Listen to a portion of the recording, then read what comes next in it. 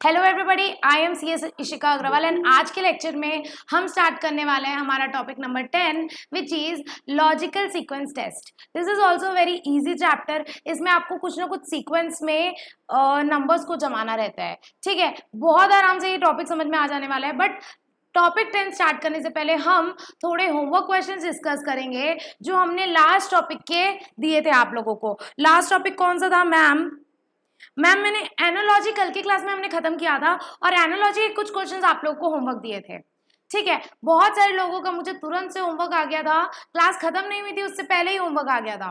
Very good, बहुत अच्छे। लेकिन क्लास में ध्यान देते हो कि नहीं कि मैं पढ़ाते रहती हूँ और आप लोग होमवर्क करने बैठ जाते हो? चलिए ये था हमारा homework question. First we will discuss our homework questions and after that we will start our today's lecture which is topic number 10 logical sequence test. ठीक है, चलो let's start our homework question. The first homework question was ma'am question number 4। Question number 4 says question mark living being colon and then question mark non living being, which means ma'am अगर आप यहाँ relation देखोगे तो दो dash हैं। दो dash में आपको बताना है फर्स्ट डैश में क्या आएगा और सेकंड डैश में क्या आएगा। तो मैडम और सर लोग यहाँ पर फर्स्ट डैश में कोई ऐसा नाम आएगा जो लिविंग बीइंग होगा और सेकेंड डैश में कोई ऐसा नाम आएगा जो नॉन लिविंग बीइंग होगा। इतना तो समझ में आ रहा है कि हमें दो आंसर बताने हैं। यहाँ एक आंसर नहीं, दो आंसर बताने हैं।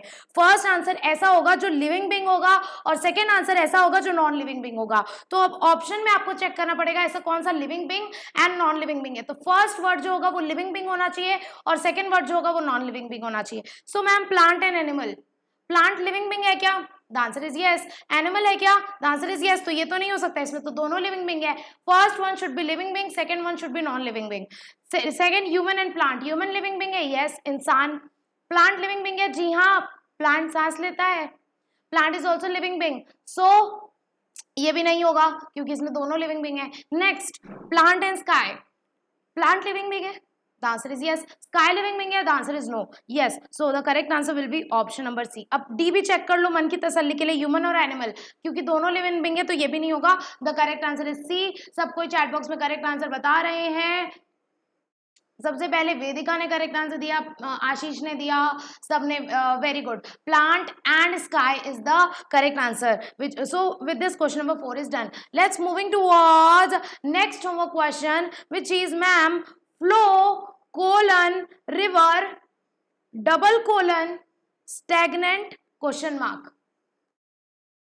सो ma'am you have to find out in दोनों में ऐसी क्या सिमिलैरिटी है and that same thing you have to apply in this. तो मैम अगर आप इन दोनों के बीच में रिलेशन देखोगे तो यू विल फाइंड आउट कि रिवर का पानी बहता है, बोलते हैं ना बहती नहीं, वो तो बहती हवा सा था वो गाना गाना था ना जो बहती हवा सा था, वो बहती नदी करके कोई गाना है क्या? मेरे को ऐसे ध्यान आ रहा था। बहती हवा सा नहीं, नदी वाला एक गाना था, मेरे को याद नहीं आ रहा। चलो छोड़ो। नदी क्या करती है? नदी बहती है, एक जगह पे स्थिर रहती है क्या? नहीं, नदी तो बहती रहती है। सिमिलरली अब सेकेंड वाले पॉइंट में बोल रहा है स्टेगनेंट। स्टेगनेंट मतलब स्थिर, स्थिर मतलब एक ही जगह पे रहता है, वो ऐसे बहता नहीं है, एक ही जगह पे रहता है। तो अब रिवर का पानी जो है वो स्थिर नहीं रहता है क्या? एक ही जगह रहता है रिवर का पानी? नहीं, वो तो बहता रहता है। सो मैम आपको नेक्स्ट बताना है ऐसा कौन सा पानी है जो स्थिर रहता है। स्थिर मतलब एक ही जगह पे रहता है, बहता नहीं है। तो पहला है रेन, रेन का पानी एक ही जगह पे रहता है। भैया कैसी बात कर रहे हो, रेन तो आसमान से नीचे धरती पर आता है तो वो तो गिरता है। नेक्स्ट स्ट्रीम, स्ट्रीम मतलब जो छोटी छोटे झरना टाइप की होती है ना उसको हम स्ट्रीम बोलते हैं, या जो छोटा छोटा कहीं ना कहीं पानी का वो होता है ना जो बहता रहता है। छोटी मोटी जो नदी होती है, एकदम बड़ी नहीं, छोटी मोटी जो पर्टिकुलर किसी प्लेस में होती है उसको हम स्ट्रीम बोलते हैं। तो स्ट्रीम का पानी एक ही जगह रहता है कि नहीं? वो भी बहता रहता है। Next is pool, pool means swimming pool हो गया। पूल, पूल का पानी एक ही जगह रहता है मैडम? क्या स्विमिंग का पानी, स्विमिंग पूल का पानी बहता रहता है क्या? Answer is no. Kirat please mic उसमें दे, चैट बॉक्स में आंसर दे। ठीक है, तो पूल का पानी स्थिर रहता है, पूल का पानी बहता नहीं है, तो इसका करेक्ट आंसर होगा सी। चलो मन की तसल्ली के लिए डी वाला ऑप्शन भी देख लेते हैं। डी वाला ऑप्शन कह रहा है कैनाल। कैनाल मतलब जो नीचे धरती के नीचे से होके जाता है ना, समुद्र के भी नीचे से जो कैनाल बनाते हैं पानी पास आउट करने के लिए, तो उसका पानी भी बहता रहता है अगेन। तो ये डी भी नहीं होगा इसका करेक्ट आंसर। सो इसका करेक्ट आंसर होगा ma'am option number C which is pool. Everybody done? चलिए moving towards next question, question number 7। Question number 7 आपके स्क्रीन के ऊपर ये रहा, and question number 7 is saying ma'am reason colon SFBTPO double colon think colon question mark. You have to find out ma'am question mark में क्या आएगा, बताओ question mark में क्या आएगा। Just a second. सब बोल रहे हैं option number B ma'am, option number B. चलिए चलिए सब करेक्ट आंसर दे रहे हैं, everybody is giving correct answer. यहाँ पर पैटर्न क्या हो रहा है मैम, अगर आप ध्यान से देखोगे रीजन और SFBTPO के बीच में रिलेशन क्या है, तो आप यहाँ लिखो रीजन, अब यहाँ लिखो SFBTPO। तो आप ध्यान से देखोगे तो मैम हम +1 कर रहे हैं, R+1 is equals to S, E+1 is equals to F, A+1 is equals to B, S+1 is equals to T, O+1 is equals to P, N+1 is equals to O. So ma'am, what is the pattern? Ma'am, the pattern is we are doing +1 in every alphabet. We are doing +1 in every alphabet. Okay ठीक है ma'am समझ गई। अब हम क्या करेंगे, pattern हमें पता चल गया, तो same pattern you have to apply in, oh my god my pencil battery is low. चलिए ठीक है फिर भी चल जाएगा शायद ये आधी घंटा। तो थिंक, आपको सेम पैटर्न थिंक में अप्लाई करना है। कैसे, थिंक में भी कर दो +1 +1 +1 +1 और +1, तो क्या आएगा ma'am, T+1 is equals to U, H+1 is equals to I, I+1 is equals to J, N+1 is equals to O, K+1 is equals to L. So your correct answer is ma'am UIJOL, UIJOL, which is option number B is your correct answer. I hope everybody is getting, सबको clear हुआ ये question, everybody crystal clear। जितने लोग हैं 53 लोग हैं, 53 लोग chat box में बताएंगे कि क्रिस्टल क्लियर हुआ कि नहीं। ओके मॉन्स्टर, आशीष, वैष्णवी, नैंसी, मनोज्ञ का बहुत टाइम के बाद मैसेज आया है, पार्थ का भी बहुत टाइम के बाद मैसेज आया है। चलिए everybody saying crystal clear, crystal clear, very good. Sachin is saying crystal clear, everybody crystal clear. चलिए moving towards next question, question number 8। Question number 8 आपके स्क्रीन के ऊपर ये रहा, question number 8 is saying ma'am nation एंटीनो, नेशन एंटीनो double colon Hungary colon question mark. तो ma'am यहाँ क्या होगा, अगर आप ध्यान से देखें नेशन और एंटीनो में क्या अंतर है, देखते ही पता चल जाएगा मैम, देखते ही पैटर्न पता चल जाएगा। ये दोनों को हम शफल कर रहे हैं, फर्स्ट टू अल्फाबेट्स को हम रिवर्स कर रहे हैं, देन दो एज इट इज लिख रहे हैं, देन सेकेंड दो को हम रिवर्स कर दे रहे हैं। लास्ट फर्स्ट के दो और लास्ट के दो अल्फाबेट्स को हमने रिवर्स कर दिया। सो हम NA को रिवर्स कर देंगे तो AN हो जाएगा, TI को ऐसा का ऐसा सेम लिख देंगे, ON को रिवर्स कर देंगे तो NO हो जाएगा। सेम पैटर्न, आपको पैटर्न मिल गया, same pattern you have to apply in Hungary. अब आप हंगरी में ये पैटर्न अप्लाई करोगे तो कैसे हो जाएगा मैम, यहाँ मैं हंगरी लिख रही हूँ, हंगरी में ये दोनों क्रॉस हो जाएगा, ये दोनों एज इट इज आ जाएगा और ये दोनों क्रॉस हो जाएगा, तो ये हो जाएगा मैम UHNGYR, UHNGYR। देखो कौन सा ऑप्शन है, UHNGYR, option number B is your correct answer. Everybody crystal clear, everybody this question crystal clear. सब बोलेंगे मैम यहाँ तो अल्फाबेट टेस्ट अल्फाबेट सीरीज वाला नॉलेज लग गया। जी हाँ, यहाँ अल्फाबेट सीरीज वाला नॉलेज लगा। वहां पर हमने पढ़ा था ना अल्फाबेट्स के साथ कैसे खेलते हैं, ये अल्फाबेट्स के साथ खेलना हमने वहां सीखा था, अल्फाबेट टेस्ट वाले चैप्टर में सीखा था। तो अगर वो वाला चैप्टर आपको अच्छे से समझ में आया होगा तो ये वाला भी आ जाएगा। ठीक है, नैंसी बोल रही है लड्डू क्वेश्चन सभी को इस चैप्टर के क्वेश्चन लड्डू क्वेश्चन लग रहे हैं। आओ क्लॉक्स कैलेंडर में बताते हैं। चलिए next question, architect colon building double colon sculpture colon question mark. मतलब आपको इन दोनों के बीच में रिलेशन निकालो, same relation you have to apply in the second two words. Okay, everybody is answering C, statue. ये वाला क्वेश्चन किसी किसी को समझ में नहीं आया था होमवर्क में, किसी ने ये वाला क्वेश्चन गलत किया था, बट चिंता मत करना क्योंकि अभी आप लोग को समझ में आ जाएगा। मैम यहाँ क्या हो रहा है, अगर आप ध्यान दोगे,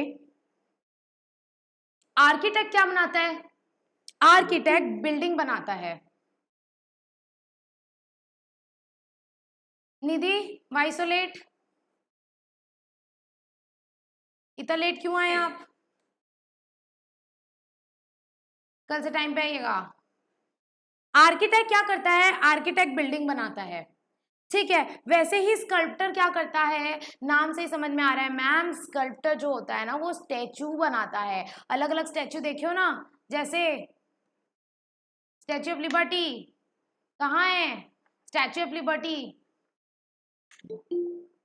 एक और लेट लतीफ जी आई हैं, तनु जी टाइम से आइएगा प्लीज। अमेरिका में है, यस आशीष, वेरी गुड। न्यूयॉर्क में है, ओके न्यूयॉर्क में है, यस स्टैच्यू ऑफ लिबर्टी। जैसे हमारे इंडिया में बनी है हमारी क्या, स्टैच्यू ऑफ यूनिटी। ये सारे क्या होते हैं, ये सारे जो स्टैच्यू होते हैं ना, ये सारे जो बनाते हैं, जो लोग इनको बनाते हैं उनको हम बोलते हैं स्कल्प्टर, ठीक है। सो स्कल्प्टर लोग क्या करते हैं, स्टैच्यू बनाते हैं, तो इसीलिए इसका करेक्ट आंसर होगा statue, which is option number C. Architect जो बिल्डिंग बनाते हैं उनको हम आर्किटेक्ट बोलते हैं। सिमिलरली यहाँ ऐसा वर्ड आना चाहिए जिसको स्कल्प्टर बनाते हैं, तो स्कल्प्टर लोग स्टैच्यू बनाते हैं। Okay everybody, crystal clear? Vedika को क्रिस्टल क्लियर हो गया, प्रियांशी को भी हो गया, आकांक्षा, monster, very good everybody. Okay, so with this we are done with our topic number 9 which is analogy. Topic number 9 analogy, लड्डू चैप्टर। अगर एनालॉजी का क्वेश्चन आ गया ना आपके एग्जाम में तो खुश हो जाना और ऐसे माता रानी को जाके ना चरण छू लेना माता रानी के, ठीक है। चलिए आज की क्लास में हम हमारा ब्रांड न्यू चैप्टर स्टार्ट करेंगे which is logical sequence test. ये भी अगेन एक और लड्डू चैप्टर है, मजा आएगा इसको सॉल्व करने में। आप लोग ऐसे चुटकियों में बता देंगे मैम ये तो हमारे बाएं हाथ का खेल है, ठीक है। आशीष बोल रहा है मैम दिल से अच्छा लगा ये वाला चैप्टर करके ठीक है। चलिए एक और लड्डू चैप्टर आप लोगों के लिए, लॉजिकल सीक्वेंस टेस्ट। मैम इसमें क्या होगा, लॉजिकल सीक्वेंस टेस्ट में आपको कुछ 4-5 वर्ड्स दे दिए जाएंगे और उन वर्ड्स को आपको अपना दिमाग लगा करके किसी ना किसी बेसिस पे एक सीक्वेंस में अरेंज करना है। जैसे आप लोग ने केबीसी देखा होगा सबने, कौन बनेगा करोड़पति। कौन बनेगा करोड़पति में हॉट सीट में जाने से पहले होता है fastest finger first. Fastest finger first में यही होता है कि मैडम 5 वर्ड्स दे दिए जाते हैं और 5 वर्ड्स को वो लोगों को किसी सीक्वेंस में डिसाइड करना रहता है। वो अमिताभ बच्चन बोलता है ना कि मैम इसको इस क्रम में सजाओ, क्रम में मतलब सीक्वेंस में, बस वही है कौन बनेगा। लॉजिकल सीक्वेंस टेस्ट करते करते, सॉल्व करते करते आपको लगेगा कि मैम हम ना कौन बनेगा करोड़पति का फास्टेस्ट फिंगर फर्स्ट खेल रहे हैं, ठीक है। तो इसमें आपको कोई ना कोई पैटर्न लगा करके, कोई ना कोई रीजन दे करके आपको एक सीक्वेंस में अरेंज करना है पहले से आखिरी तक। एग्जाम्पल देखते हैं, एग्जाम्पल से आप लोगों को ये चैप्टर बहुत अच्छे से समझ में आ जाएगा। जैसे एग्जाम्पल नंबर 1, एग्जाम्पल नंबर 1 में 5 वर्ड्स दिए गए हैं ma'am. First one is death, then marriage, then education, then birth and then funeral. ये 5 वर्ड्स दिए हुए हैं, इन 5 वर्ड्स को आपको एक सीक्वेंस में लगाना है, एक सीक्वेंस में लगाना है। क्या सीक्वेंस मैम, स्टार्टिंग से लास्ट। सोचो अब ये तो इंसान की लाइफ से रिलेटेड है, तो इंसान की लाइफ में सबसे पहले क्या होता है, सबसे पहले इंसान जन्म लेता है। लैग कर रहा है, सही है क्या? आज एक्चुअली शायद इंटरनेट इशू हो रहा है। पहले का 2-4 वर्ड लैग कर लिए, 2-4 वर्ड। एक सेकेंड में नेटवर्क चेंज करके देखती हूँ, just a second.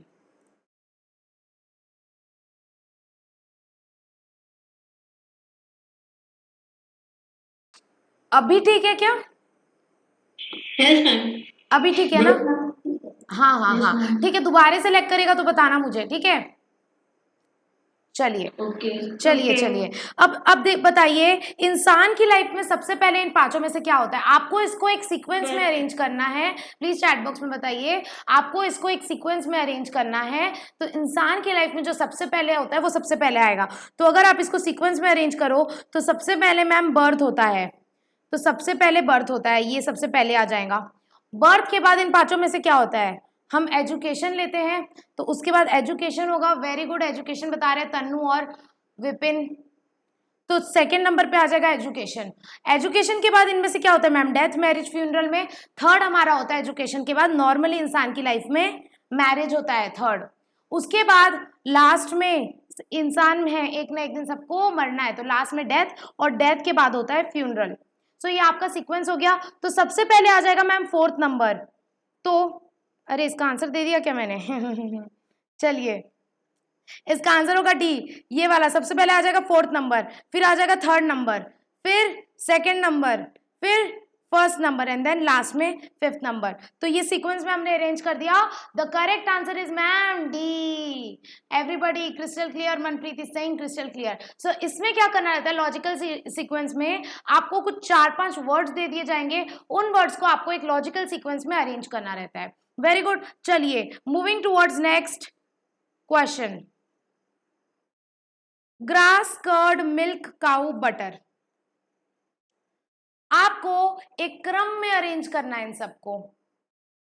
Arrange the following word in the logical sequence. Logic लगा करके, लॉजिक के बेसिस पे इनको एक सीक्वेंस में अरेंज करना है। मैम यहां क्या हो रहा है, जल्दी बताओ। मैम यहां सबसे पहले गाय आएगी, क्योंकि गाय क्या करती है? गाय चारा खाती है। चारा मीन्स ग्रास। तो सबसे पहले हो जाएगा 4 विच इज काऊ, उसके बाद हो जाएगा 1 विच इज ग्रास। अब क्या करती है? गाय हमें मिल्क देती है, गाय हमारी माता है, हमको कुछ नहीं आता है। ठीक है, गाय हमें क्या देती है? मिल्क देती है। तो उसके बाद हो जाएगा third number which is milk. उस मिल्क से मैम दही बनती है विच इज कर्ड, तो ऑप्शन नंबर 2। और उस दही से बटर बनता है, मक्खन। मक्खन मक्खन ऐसे दही को भिगोते हैं, तो ऐसे भिगोते हैं, उसके बाद मक्खन निकलता है ना उसमें से, तो दही के बाद बनता है लास्ट में butter. So your fifth point is butter. So उसका लॉजिकल सीक्वेंस हो जाएगा मैम 4 1 3 2 5। देख लो 4 1 3 2 5 कौन सा है? ये वाला है, 4 1 3 2 5। Option number 3 is the correct answer. With this we are done with our example number 2। सब बोल रहे हैं मैम लड्डू है लड्डू, ठीक है। चलिए, पायल बोल रही है नंबर 1 पे ग्रास आएगा। नहीं पायल, ग्रास आ सकता है वैसे, लेकिन काऊ ज्यादा सही रहेगा मेरे हिसाब से, क्योंकि पहले काऊ रहेगी तभी तो वो ग्रास खाएगी ना। ठीक है, ज्यादा दोनों सही लग रहा है, but I guess cow is fitting much better. और अगर अपन ग्रास डालते भी हैं, मान के चलो, तो ग्रास डालेंगे तो 1 हो जाएगा, फिर 4, फिर 3 2 5। तो ऐसा कहीं ऑप्शन दिख रहा है क्या? ये तो 1 2 है, तो ये तो हो नहीं सकता। ये तो 2 3 है, तो ये भी नहीं हो सकता। ये तो 5 4 है, तो ये भी नहीं हो सकता। तो अल्टीमेटली यही होगा आंसर। ठीक है पायल, क्रिस्टल क्लियर? ओके एवरीबॉडी, ये तो हो गए हमारे example question. Now moving towards ICSI practice question. आपके आईसीएसआई ने जो आपको क्वेश्चंस दिए हैं प्रैक्टिस करने के लिए, वो क्वेश्चंस हम पहले प्रैक्टिस करेंगे। ठीक है, चलिए चलिए। आशीष बोल रहा है काऊ ग्रास खाएगी तभी ना मिल्क देगी। चलिए चलिए चलिए। नाउ आपको कुछ वर्ड्स दिए गए हैं मैम। की, door, lock, room, switch on. इसको मैं थोड़ा छोटा कर देती हूँ ताकि सब आ जाएं। आपका 5 वर्ड्स है, key, door, lock, room, switch on. इसको बताइए। नैन्सी बता रही है ma'am key, lock, door, room, switch on. Vedika बोल रही है 1 3 2 4 5। शिखा बोल रही है डी।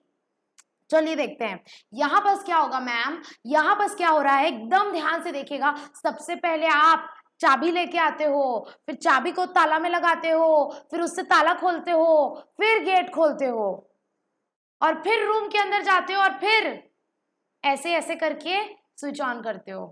ठीक है, कोई देखा है मिस्टर बीन कैसे स्विच ऑन स्विच ऑफ करते हैं? मिस्टर बीन किसने किसने देखा है? खुशी ने देखा है, प्रियांशी ने भी देखा है। वो क्या करते हैं, अपने पास एक गन रखते हैं, स्विच ऑफ नहीं करते हैं, वो डायरेक्ट गन लेके ठिशकियाँ लाइट पे, गई लाइट, गुड नाइट, ठीक है। चलिए, कुछ बोल रहे हैं मेरा तो फेवरेट था, बहुत लोगों ने देखा है मिस्टर बीन, सब ने यस यस यस बोल दिया। चलिए, बहुत फेमस था ये मिस्टर बीन का ये वाला सीन, लाइट कैसे ऑफ करते हैं मिस्टर बीन। चलिए, तो सबसे पहले आप क्या करेंगे, चाबी लेकर के आएंगे, चाबी से आप ताला खोलेंगे, तो सबसे पहले हो जाएगा मैम की, विच इज ऑप्शन नंबर 1। उसके बाद आप ताला खोलेंगे मतलब लॉक, तो लॉक हो जाएगा ऑप्शन नंबर 3। फिर उसके बाद आप डोर खोलेंगे, तो डोर हो जाएगा मैम ऑप्शन नंबर 2। फिर उसके बाद आप रूम खोलेंगे, डोर के बाद रूम में जाएंगे तो 4, और लास्ट में आप स्विच ऑन करेंगे तो 5। तो इसका करेक्ट सीक्वेंस हो जाएगा मैम 1 3 2 4 5। सो इसका करेक्ट आंसर हो जाएगा 1 3 2 4 5। Option number C is the correct answer. With this we are done with option number C. Everybody crystal clear? चलिए, सब कोई बोल रहे हैं crystal clear, Shikha crystal clear, चलिए कुछ crystal clear. Moving towards next question, question number 2। आपको इस वर्ड्स को एक लॉजिकल सीक्वेंस में अरेंज करना है, and ma'am the logical sequence is, words कौन कौन से हैं, एक है वर्ड, एक है पैराग्राफ, एक है सेंटेंस, एक है लेटर और एक है फ्रेज। चलिए बताइए, मानवज्ञ जैन बोल रहे हैं 41532, नैन्सी भी सेम, तनु सीसी, एवरीबॉडी क्रिस्टल क्लियर, ओके। कुछ आंसर दे रहे हैं, कनक आंसर दे रही है 41532। लेट्स सी यहाँ क्या होगा मैम।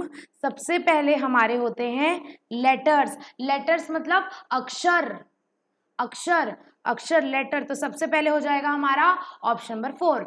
लेटर से बनता है वर्ड, जैसे मेरे नाम में 6 लेटर्स हैं, ISHIKA, इंडिविजुअल लेटर्स हैं, लेटर से बना मेरा नाम इशिका, तो लेटर से क्या बना, वर्ड, तो 4 के बाद आ जाएगा ऑप्शन नंबर 1। और जब आप मल्टीपल वर्ड्स को जोड़ते हो तो उससे बनता है फ्रेज। कैसे मैम? फ्रेज मतलब जरूरी नहीं है कि एक पूरा सेंटेंस हो, a phrase can be a small part of the sentence which forms a meaningful, which forms some meaning, which gives some meaning, ठीक है। तो इवन इफ एक पूरे सेंटेंस का एक छोटा सा फ्रेज हो सकता है जो एक कुछ ना कुछ जिससे हमें मीनिंग निकल के आता है, that is known as phrase. Phrase is what? Phrase is a group of words which gives a particular meaning. तो जब आप ग्रुप्स को जोड़ते हो आपस में तो उससे बनता है फ्रेज, और जब आप फ्रेजेस को आपस में जोड़ते हो तो उससे बनता है सेंटेंस। तो इसका आंसर हो जाएगा इसके बाद phrase, which is option number 5। Phrase से बनता है sentence, which is option number 3, ये हो गया सेंटेंस। और लास्ट में जब आप मल्टीपल सेंटेंसेस को जोड़ते हो तो उससे बन जाता है हमारा paragraph, which is option number 2। तो your correct answer is ma'am 41532। तो यहां हो जाएगा हमारा 41,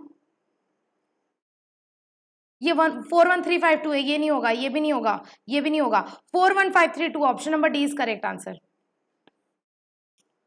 41532 option number D is correct answer. With this we are done with this question. Ma'am यहाँ हम क्या कर रहे हैं, यहाँ हम एक लॉजिकल सीक्वेंस बना रहे हैं वर्ड से। तो देखो, अगर यहाँ इसका आप लॉजिकल सीक्वेंस बनाओ तो सबसे पहले लेटर, लेटर से वर्ड बनेगा, वर्ड से फ्रेज बनेगा, फ्रेज से सेंटेंस, एंड देन सेंटेंस से पैराग्राफ। तो हमने इसको एक सीक्वेंस में डाल दिया। This is your logical sequence test. Moving towards next question, question number 3।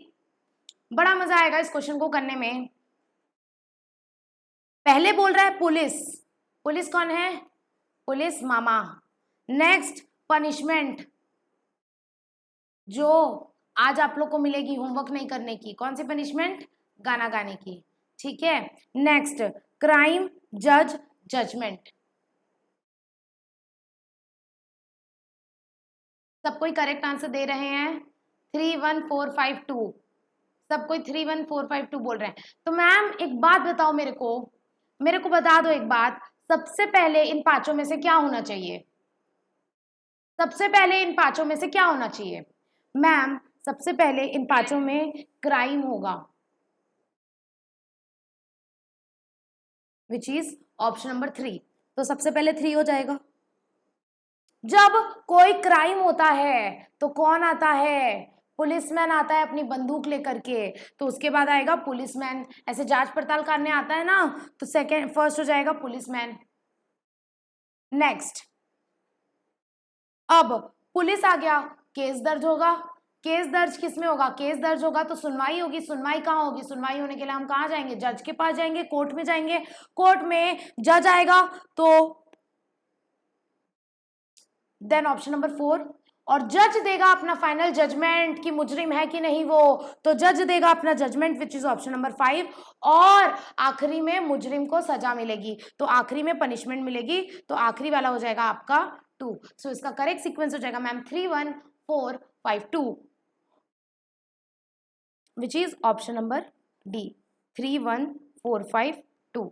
Clear everybody? इसके देखो, इसके क्वेश्चन बहुत इजी आते हैं, लेकिन ना कई बार बच्चे ना ऑप्शन चूज करने में गड़बड़ी कर देते हैं। जब दो ऑप्शन एक जैसे दिखते हैं ना, तो हम हड़बड़ी में गलत ऑप्शन टिक करके आ जाते हैं। Really sorry.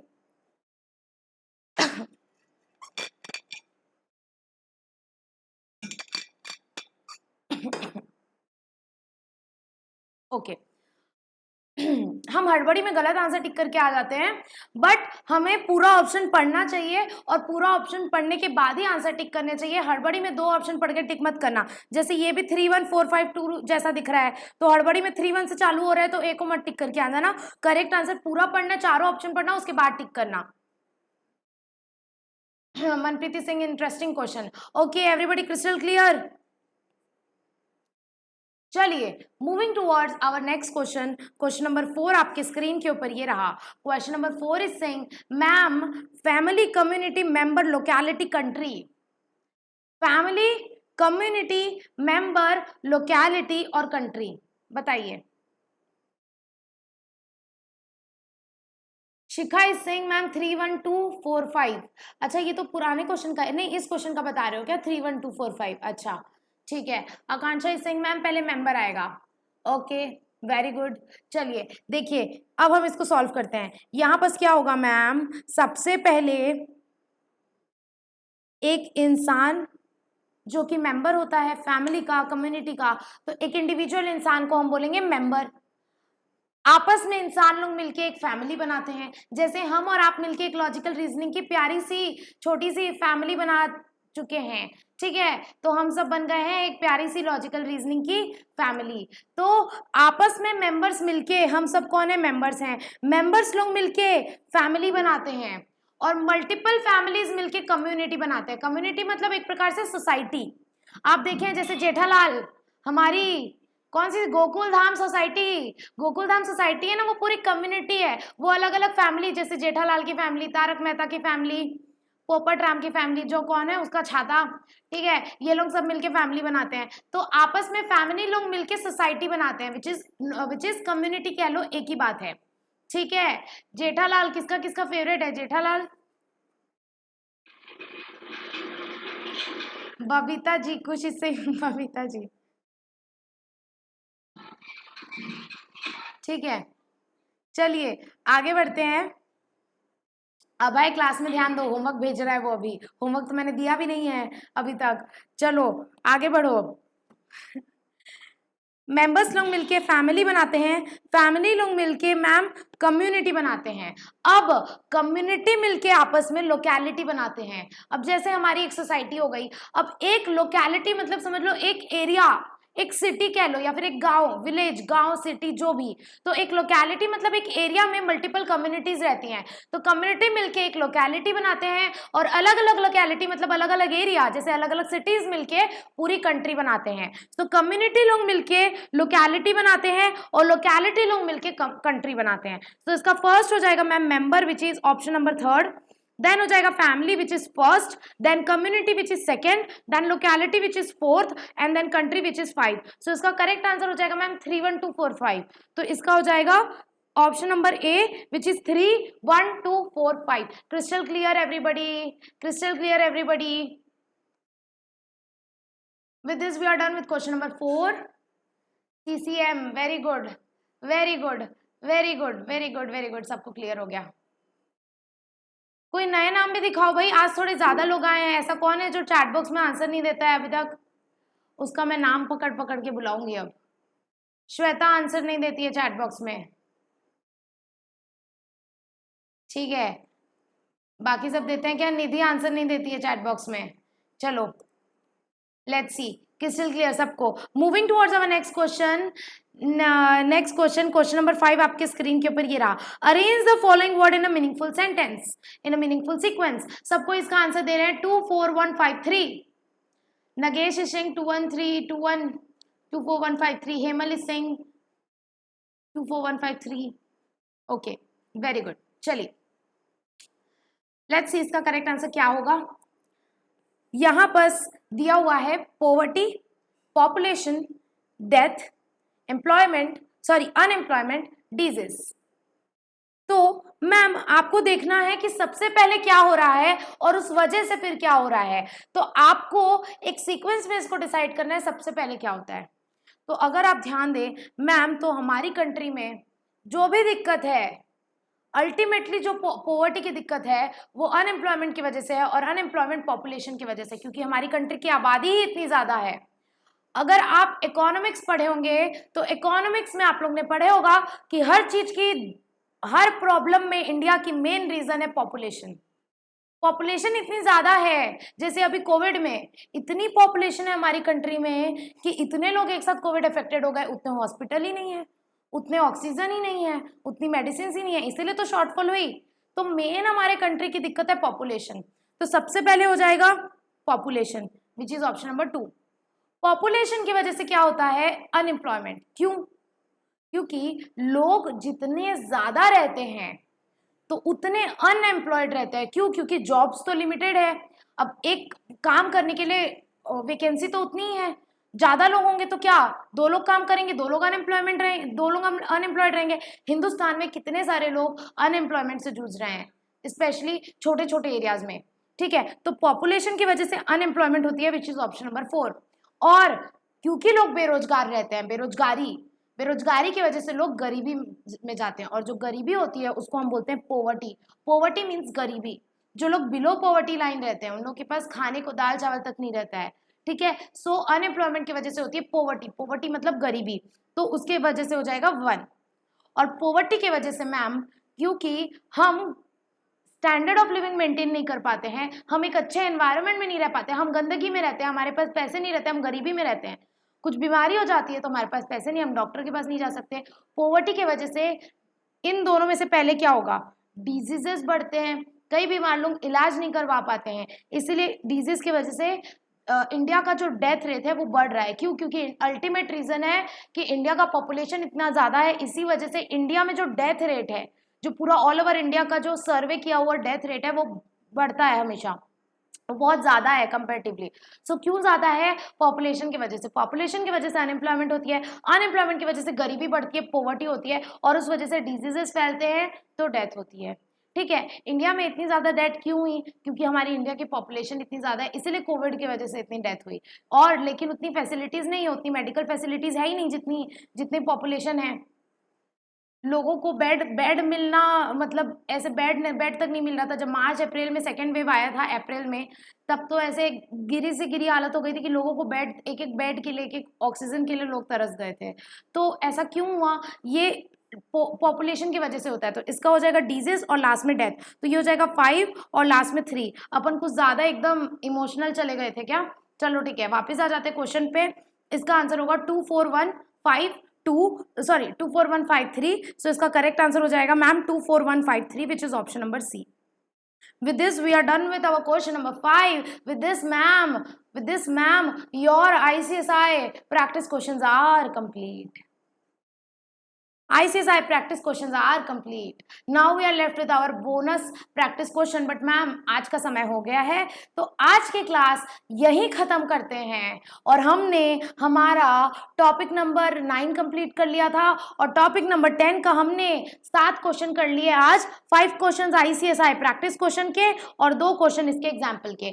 अब इस चैप्टर के कुछ बोनस क्वेश्चन बचे हैं। बोनस क्वेश्चन करने के बाद ये लड्डू चैप्टर हो जाएगा कंप्लीट। और मैम ये चैप्टर कंप्लीट होने के बाद हम स्टार्ट करेंगे हमारा लॉजिकल व्हेन डायग्राम। ये थोड़ा कॉम्प्लिकेटेड चैप्टर है, हर चैप्टर लड्डू थोड़ी मिलेगा, 2 चैप्टर लड्डू कर लिए ना। अब ये थोड़ा सा कॉम्प्लिकेटेड चैप्टर है, तो इसमें आप फ्रॉम द डे 1 अटेंड करिएगा इस चैप्टर को, और आराम से मेरे साथ समझने की कोशिश करेगा। तो कल की क्लास में हम टॉपिक नंबर 11 स्टार्ट करेंगे which is logical Venn diagram. और उससे पहले जाने से पहले होमवर्क लेते जाइए, होमवर्क हो जाएगा आपका क्वेश्चन नंबर 1 2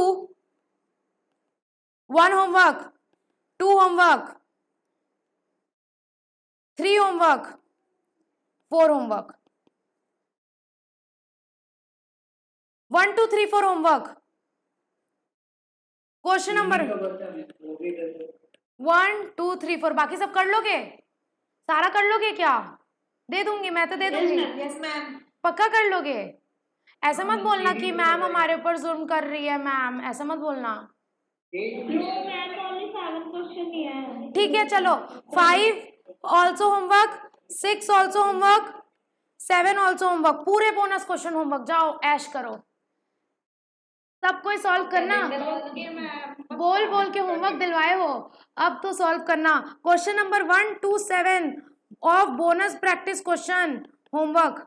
कल की क्लास में जो होमवर्क करके नहीं आया उसको मेरी तरफ से रिसीव होगा फ्लाइंग चप्पल,